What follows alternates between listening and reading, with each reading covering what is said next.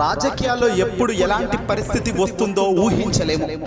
ఎప్పుడు ఎలాంటి లెక్కలు మారుతాయో అస్సలు కూడా గెస్ కూడా చేయలేము. నిన్న మొన్నటి దాకా శత్రువులు ఉన్న వాళ్ళు మిత్రులు కావచ్చు, మిత్రులు ఉన్న వాళ్ళు శత్రువులు కావచ్చు. శాశ్వతంగా మిత్రులు, శాశ్వతంగా శత్రువులు అనేది రాజకీయాల్లో అసలు ఉండదు, ఉండరాదు అన్నది నానుడి ఎప్పటి నుంచో చూస్తున్నాము. తాజాగా ఆంధ్రప్రదేశ్లో జగన్మోహన్ రెడ్డి గారిని ఢీకొట్టేందుకు ఓవైపున కూటమి ఎంతో ప్రయత్నించి ఇప్పుడు రాబోయే ఎన్నికల ఫలితాలతో వాళ్ళ ప్రయత్నాలు ఫలించాయా, ఎంత దారుణంగా విఫలమయ్యాయా అన్నది కూడా మనం జూన్ 4 తర్వాత చూడబోతాం. కట్ చేస్తే ఇప్పుడు కూటమికి పెను ముప్పు ఉందా? కేంద్రంలో ఉన్న బీజేపీకి ఇప్పుడు కేంద్రంలోనే అధికారంలోకి రావడం పెద్ద సవాల్గా మారిందా అంటే ఖచ్చితంగా అవును అని చెప్పాలి. 400 సీట్లు సాధిస్తామని కరాఖండిగా చెబుతూ మెజార్టీ సాధిస్తామని చెబుతున్న బీజేపీకి ఇండియా కూటమి చాలా గట్టి షాకే ఇస్తుంది. ఇక్కడ హోరాహోరీ కేంద్రంలో ఇప్పుడు పోటీ జరుగుతోంది.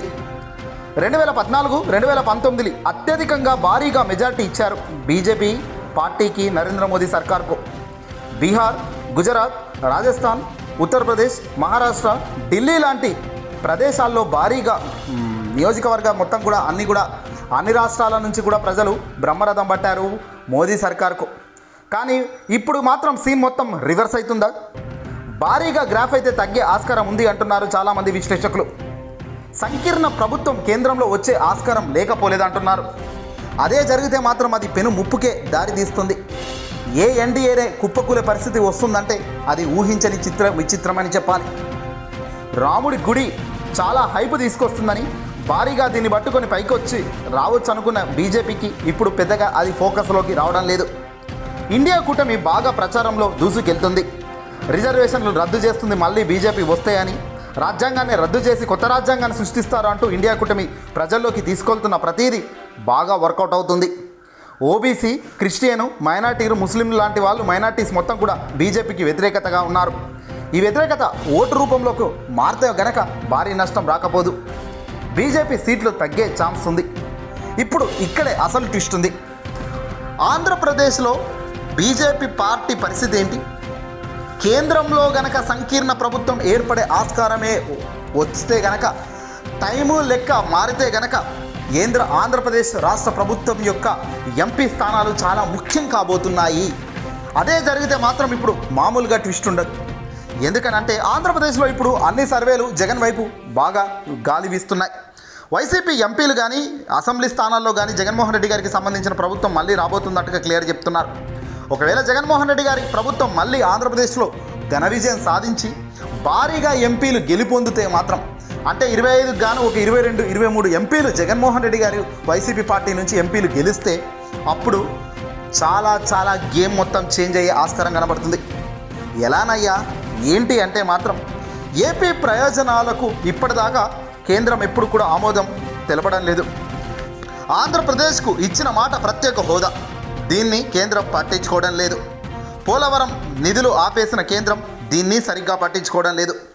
విభజనకు సంబంధించి రాష్ట్ర వ్యాప్తంగా విభజన జరిగిన హామీలు అనేకం ఇంకా అమలు కాలేదు. పక్క రాష్ట్రం నుంచి రావాల్సిన మొండి బకాయిలు ఇంకా పర్ఫెక్ట్గా కేంద్రం తీసుకురాలేదు. ఇలా విశాఖ స్టీల్ ప్లాంట్ ప్రైవేటీకరణ సైతం ఆపేదానికి ఆంధ్రప్రదేశ్ ప్రభుత్వానికి ఇక్కడ భారీగా మద్దతు పెరుగుతుంది. కేంద్రంలో సంకీర్ణ ప్రభుత్వం ఏర్పడుతుంది అనే భావన కనుక బీజేపీకి వస్తే ఖచ్చితంగా ఆంధ్రప్రదేశ్ ఎంపీలను బతిమలాడి వాళ్ళ వైపుకు తిప్పుకునే ఛాన్స్ ఖచ్చితంగా ఉంది.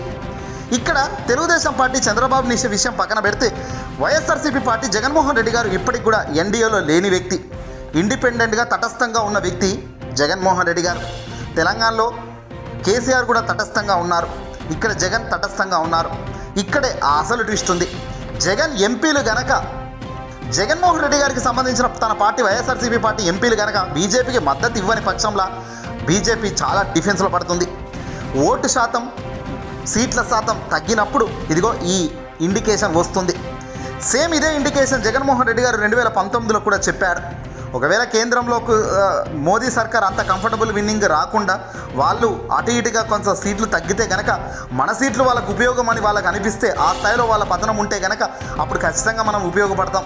మనం ఉపయోగపడుతున్నామంటే మనకు రావాల్సిన ఎన్ని, మనకు కావాల్సిన ఏంది అన్నీ కూడా పేపర్ మీద సంతకం పెట్టుకున్న తర్వాత మేము మద్దతు తెలుపుతాం అన్నట్టుగా జగన్ చెప్పుకొస్తున్నారు.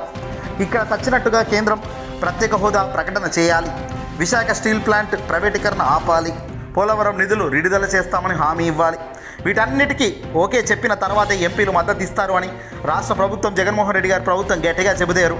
ఖచ్చితంగా దాని గురించే జగన్ వెయిట్ చేస్తున్నారు గడిచిన 5-6 ఏళ్ల నుంచి.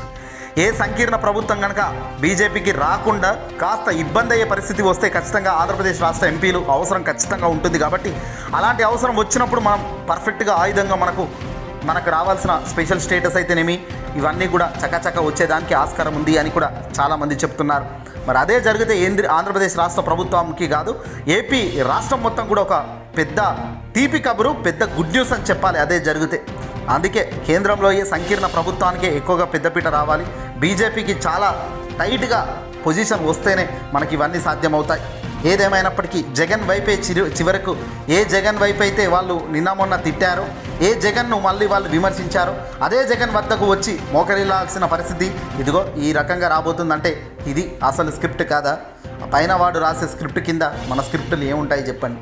ఏదేమైనప్పటికీ కూడా తాజా పరిణామాలు చూస్తుంటే చాలా ఇంట్రెస్టింగ్గా మారుతున్నాయి. రోజు రోజుకు అప్డేట్స్ చాలా ఉత్కంఠంగా ఇంట్రెస్టింగ్గా వస్తున్న తరుణంలో ప్రజానికం కూడా బాగా ఆసక్తిగా ఎదురు చూస్తుంది. ఇటు ఏపీ ఎన్నికల ఫలితాలు అయితేనేమి, కేంద్రంలో సంకీర్ణ ప్రభుత్వం వస్తుందా, బీజేపీకి చాలా హై సీట్లతో అన్ని రాష్ట్రాల సీట్లు బాగా భారీ మెజార్టీ వస్తుందా, మెజార్టీ తగ్గిందా, ఇక్కడ ఏపీకి లాభమే అన్నట్టు క్లియర్గా అర్థమవుతుంది.